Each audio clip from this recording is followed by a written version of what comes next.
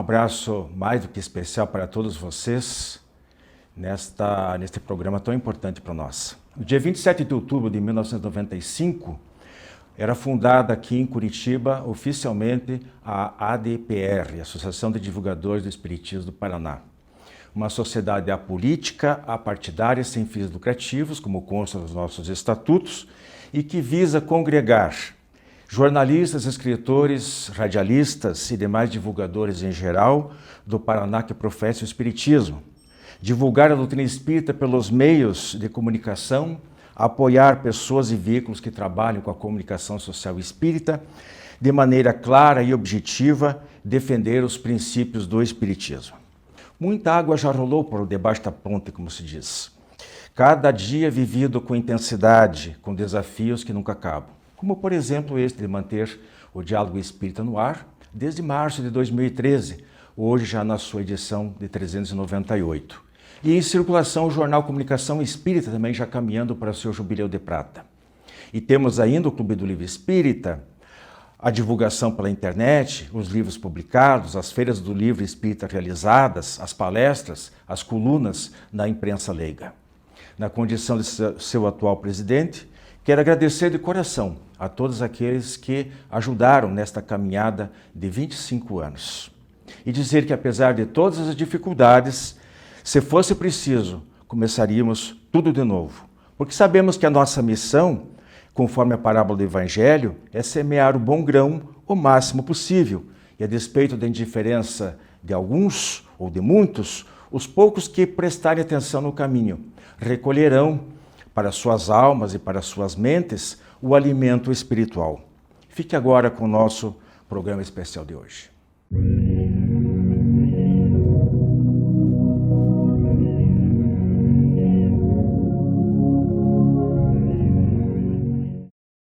A doutrina espírita transforma completamente a perspectiva do futuro. A vida futura deixa de ser uma hipótese para ser realidade. O estado das almas depois da morte não é mais um sistema, porém o resultado da observação. Ergueu-se o véu, o mundo espiritual aparece-nos na plenitude de sua realidade prática. Não foram os homens que o descobriram pelo esforço de uma concepção engenhosa. São os próprios habitantes desse mundo que nos vêm descrever a sua situação. Com esse pequeno texto de grande profundidade, iniciamos o nosso abraço fraterno especial de hoje, que com muito orgulho e carinho vai para o senhor Hippolyte Léon Denisard Rivaio. Nascido numa família de orientação católica, com tradição na magistratura e na advocacia, desde cedo manifestou propensão para o estudo das ciências e da filosofia. Foi um influente educador, autor e tradutor francês. E sob o pseudônimo de Allan Kardec, notabilizou-se como codificador do Espiritismo. Iniciou a publicação das obras da codificação em 18 de abril de 1857, quando veio à luz o Livro dos Espíritos, considerado como marco de fundação do Espiritismo. Após o lançamento da Revista Espírita em 1º de janeiro de 1858, Kardec fundou nesse mesmo ano a primeira sociedade espírita regularmente constituída, com o nome de Sociedade Parisiense de Estudos Espíritas. Ao total, foram 23 obras, em 12 anos de escritos e pesquisas, lúcidas, científicas, exaustivas, um verdadeiro primor deixado para todos nós. Passou os anos finais da sua vida dedicado à divulgação do Espiritismo entre os diversos simpatizantes e defendê-lo dos opositores através da Revista Espírita. Desencarnou em Paris em 31 de março de 1869, aos 64 anos de idade, quando trabalhava numa obra sobre as relações entre o magnetismo e o Espiritismo. Está sepultado no cemitério do Père Lachaise, em Paris, e junto ao túmulo acima de sua tumba, seu lema: nascer, morrer, renascer ainda e progredir sem cessar, tal é a lei. Ao nosso mestre Allan Kardec, homem de fibra, que estudou, pesquisou, experimentou, trabalhou, foi perseguido, caluniado, sofreu escárnio, teve a saúde física debilitada, doou seu tempo e seus recursos materiais em nome da causa, em nome do Espiritismo. Por tudo isso, recebe a nossa homenagem, o nosso abraço fraterno especial, pois é graças a ele, Allan Kardec, a sua coragem e perseverança, que esse programa Diálogo Espírita está no ar.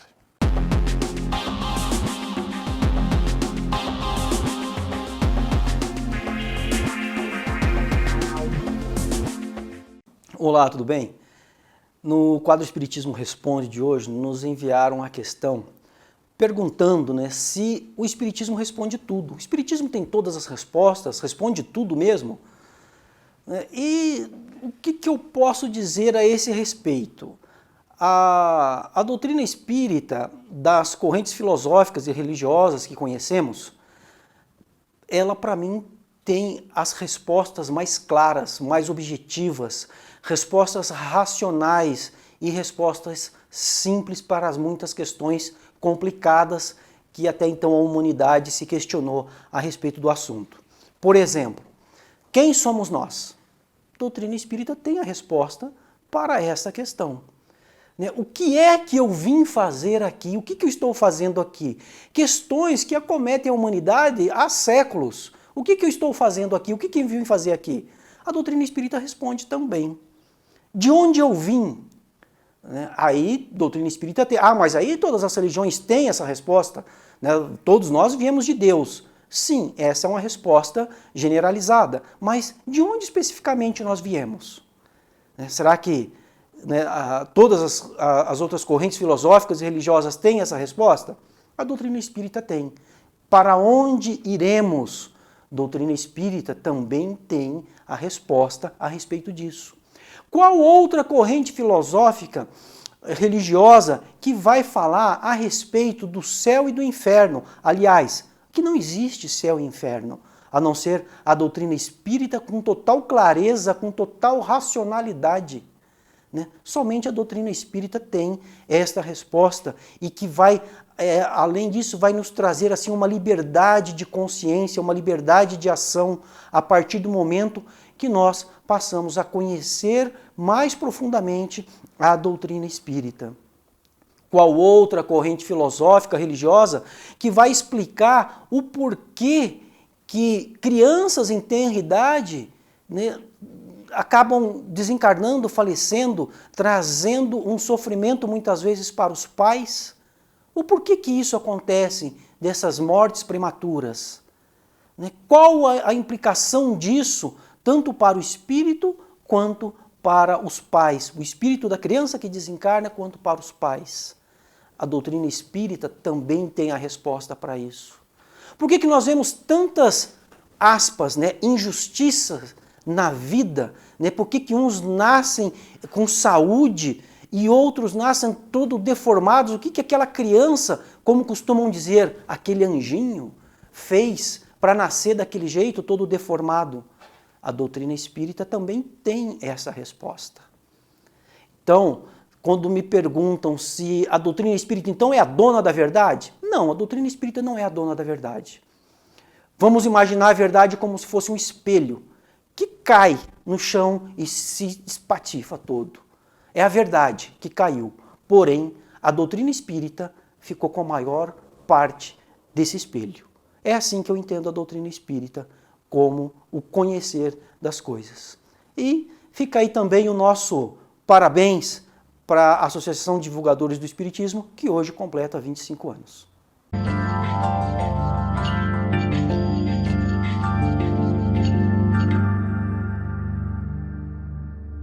Olá, amigos! No quadro Cristo e Nós, no terceiro milênio, vamos tentar lembrar do que o cristianismo e o espiritismo têm em comum. Nós sabemos que Deus age através das leis naturais, que seu pensamento rege o universo, que Ele criou tudo o que existe e que não precisa ficar intervindo na natureza diretamente. Mas sabemos também que os espíritos superiores, sob o seu comando, reencarnam periodicamente na Terra, impulsionando o progresso humano. A evolução do pensamento religioso registra as presenças luminosas de Krishna, Buda, Lao Tse, Confúcio, Maomé, Moisés e tantos outros reveladores. Para a doutrina espírita, porém, Jesus é o maior modelo para a humanidade, o espírito mais elevado que já reencarnou na Terra. E avaliando, valorizando a parte do ensino moral do Cristo, toda a doutrina espírita se estende na apreciação e no estudo das leis que Jesus divulgou, regendo a vida moral das criaturas. As controvérsias teológicas ficaram longe da análise de Kardec. Ele se ateve ao fundamento moral da lei do Cristo, considerando este o maior código que a humanidade tem e que serviria também de parâmetro e guia para os pensamentos em que a doutrina espírita se espraiaria. E o que tem em comum, né, a doutrina espírita, então, com os ensinamentos de Jesus? A avaliação doutrinária espírita busca oferecer contribuições à análise daquilo que Jesus falou, mas que não pôde ser entendido integralmente na sua época, como ele mesmo havia dito. E, ao estudar a reencarnação, esclarece a volta de Elias como João Batista e os ensinamentos a Nicodemos de que deveria voltar no ventre da mãe para progredir. E, ao analisar as presenças sublimes de Elias e Moisés ao lado do Cristo, materializados, esclarece a doutrina espírita que as leis naturais permitem a comunicação dos espíritos e que não há milagre nem maravilhoso que não esteja ao alcance da criatura humana que desenvolve esses dons, embora a qualidade inexcedível de Jesus Cristo. Mas, acima de tudo, aquilo que a doutrina espírita adota como lema, fora da caridade não há salvação, relembra a essência do ensinamento de Jesus, aquilo sobre o qual não pode haver controvérsias. Quando ele disse, procurai amar-vos como eu vos amei, não há discussão possível acerca do conteúdo desse ensinamento. E a doutrina espírita, ao adotar o lema, fora da caridade não há salvação, buscou trazer a essência do ensinamento de Jesus para a nossa atualidade, lembrando que só na fraternidade, na amorosidade, na busca do serviço ao próximo, na prática da caridade como conduta humana, é que o homem se realiza e constrói um mundo melhor. Muita paz.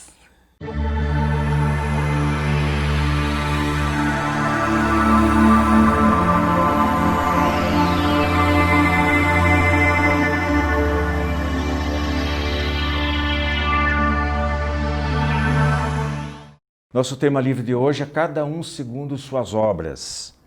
Não é maravilhoso sabermos que o nosso futuro e a conquista da felicidade só depende de nós? A fé é importante, mas sem obras é morta. No Evangelho segundo o Espiritismo, capítulo 3, capítulo 2, item 8, diz assim: o espírito de alguém, aliás, um espírito se comunicou, identificando-se como rainha da França, e ela diz: não vos perguntarão quem foste, nem que posição ocupaste, mas que bem fizeste, quantas lágrimas enxugaste. De um modo ou outro, sofremos as consequências dos nossos atos, que é a lei de causa e efeito.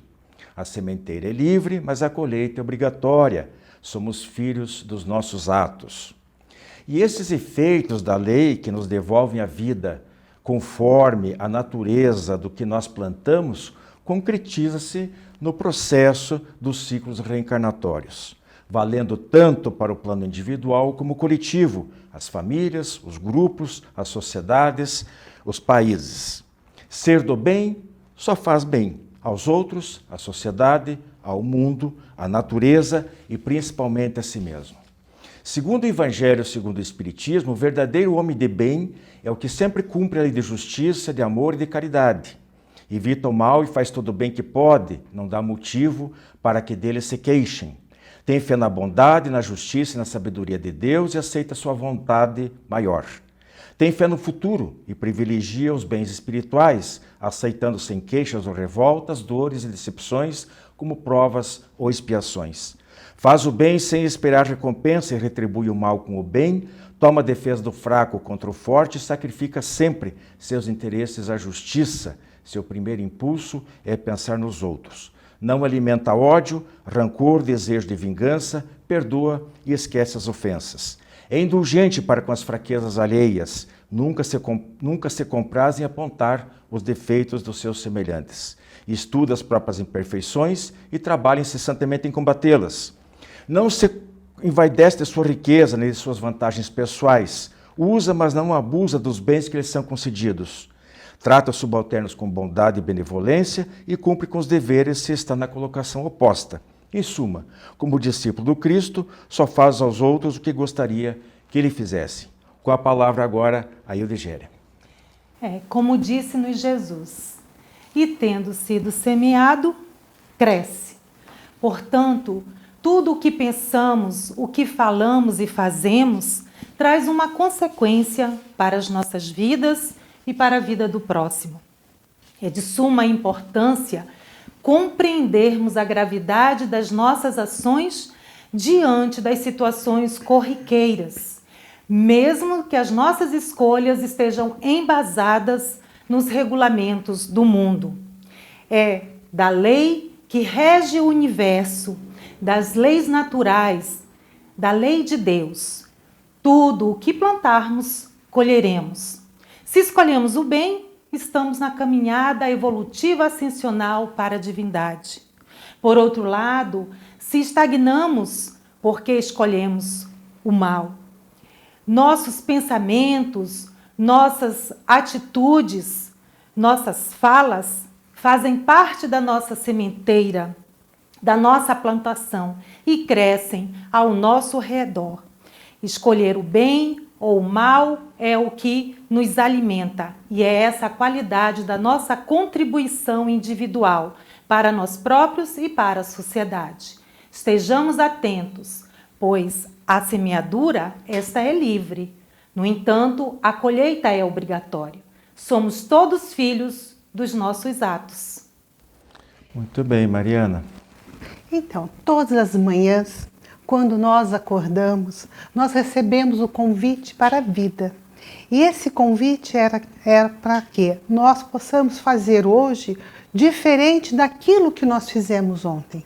Que nós possamos fazer coisas melhores, que nós possamos olhar para dentro de nós e nos conhecermos e burilar em nós as nossas faltas, as nossas mazelas e ser pessoas melhores. Todos os dias recebemos esse convite de sermos pessoas, espíritos que está em evolução.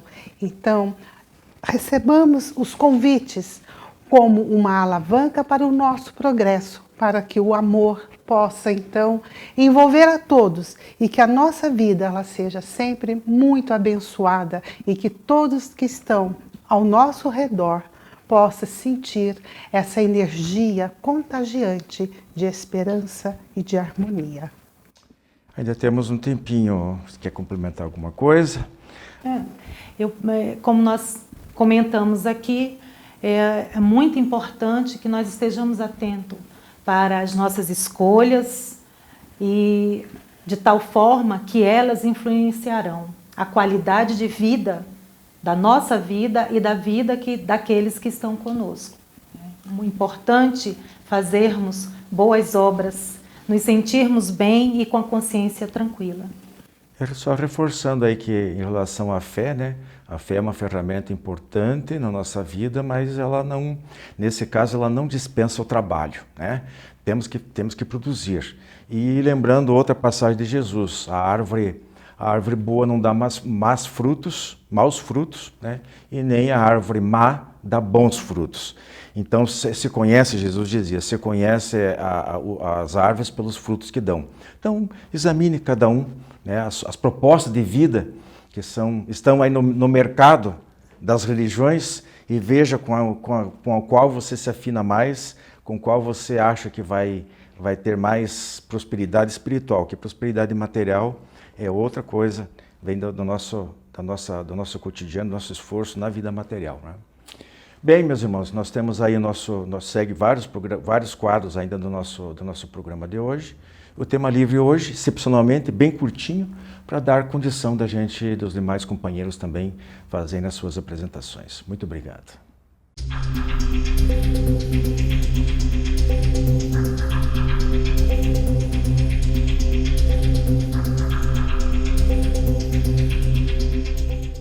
Queridos irmãos e irmãs, hoje no quadro As Razões dos Fatos, eu vou falar sobre homem velho versus homem novo. Deus, na sua infinita bondade, no seu infinito amor, nos fez espíritos simples e ignorantes no princípio. E nos deu as condições para evoluirmos e crescermos e aprendermos no processo do desenvolvimento espiritual. Ocorre que, no momento, estamos em fase de grandes mudanças. E essas mudanças vêm justamente a nos impulsionar nessa evolução.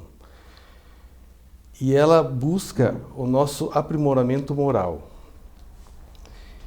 Hoje nós trazemos do passado, das inúmeras encarnações que tivemos, diversos sentimentos, emoções de um homem velho. Essa é a característica do homem velho. Nós trazemos em nós ainda a violência, trazemos em nós ainda a criminalidade, o ódio, o preconceito e diversos caracteres desse homem velho que prejudicam aos outros, aos nossos irmãos e principalmente a nós mesmos, porque nos mantém num atraso moral, numa estagnação evolutiva. Porém, com essas mudanças, é necessário que nós acompanhemos as mudanças de todo o orbe como planeta, da evolução que se consuma nesse momento, nessa fase. E nós precisamos justamente começar a trabalhar esses sentimentos, começar a ser o homem novo. Quais são as características do homem novo?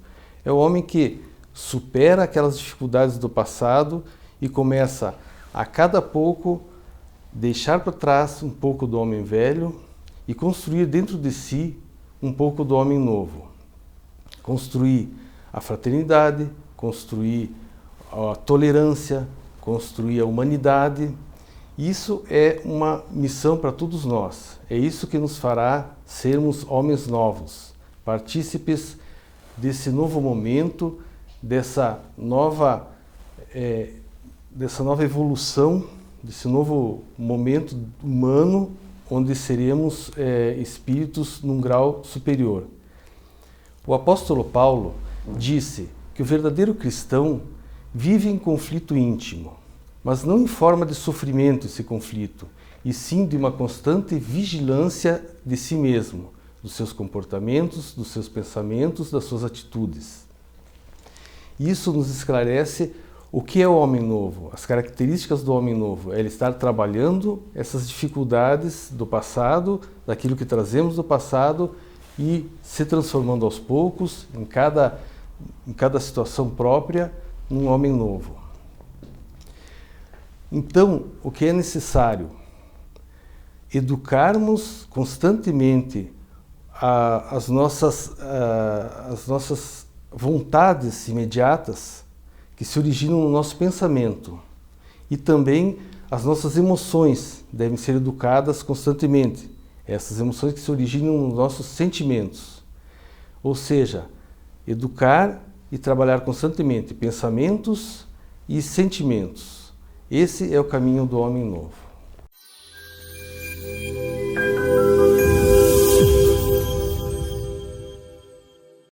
Olá, amigos! Esse programa é muito especial porque estamos comemorando o aniversário da AD Paraná. No FAQ de hoje, Fonte Allan Kardec, nós vamos falar sobre fraternidade, caminho da paz e da felicidade. Vejam que tema maravilhoso. O Evangelho, segundo o Espiritismo, traz o tema fraternidade em toda a sua obra. Fraternidade, aqui, nesse caso, seria o sentimento de amor que temos pelo nosso irmão, pelo nosso próximo. Todo o Evangelho trabalha com a noção, então, da caridade, do amor ao próximo, de fazermos ao outro aquilo que desejávamos ou desejamos que façam para nós, que não, nem em pensamento, nem em ação, nem em julgamento, tenhamos pensamentos ruins ou maléficos com relação ao nosso irmão. Veja um trecho do Evangelho que aborda justamente a lei do amor trazida por Jesus. Vinde a mim, todos vós que estão aflitos e sobrecarregados, que eu vos aliviarei. Tomai sobre vós o meu jugo e aprendei comigo, que sou brando e humilde de coração, e achareis repouso para vossas almas, pois é suave o meu jugo e é leve o meu fardo. Quando Jesus traz essa informação de como é leve o seu fardo, ele está se referindo que dentro da lei do amor que ele professou, nós não teremos trabalho, nós não teremos dificuldades. Se olharmos o próximo como nós olhamos para nós mesmos, se fizermos ao outro aquilo que desejamos que façam a nós, nós caminharemos ao lado de Jesus. Foi essa lição de amor que ele trouxe. E para sermos felizes no mundo, precisamos colocar em prática, nos pequenos atos, no dia a dia, em nossos pensamentos, a lição de Jesus. Essa lei de amor que ele trouxe está em todo o Evangelho. Então, quando nós lemos a caridade moral, a caridade material, ela é a expressão da lei de amor de Jesus. A caridade moral, por exemplo, é fazermos ao outro aquilo que gostaríamos que nos fizesse. Então vai fechando essa grande lição que Jesus nos trouxe, não é mesmo? Então, mais um trecho que expressa bem essa parte. Jesus disse: amai o vosso próximo como a vós mesmos. Ora, qual o limite com relação ao próximo? Será a família? Será a seita? Será a nação? Não, é a humanidade inteira. Nos mundos superiores, o amor recíproco é o que harmoniza e dirige os espíritos adiantados. Então, meus irmãos, quando olhamos para as lições do Evangelho, nós temos em mente que devemos exercitar, através das nossas boas ações, a lei da caridade, a lei do amor, da justiça, da igualdade, e olharmos sempre sem julgar. Então, todos os elementos estão aqui reunidos. Para sermos felizes, precisamos ser fraternos. Um abraço a todos, fiquem em paz.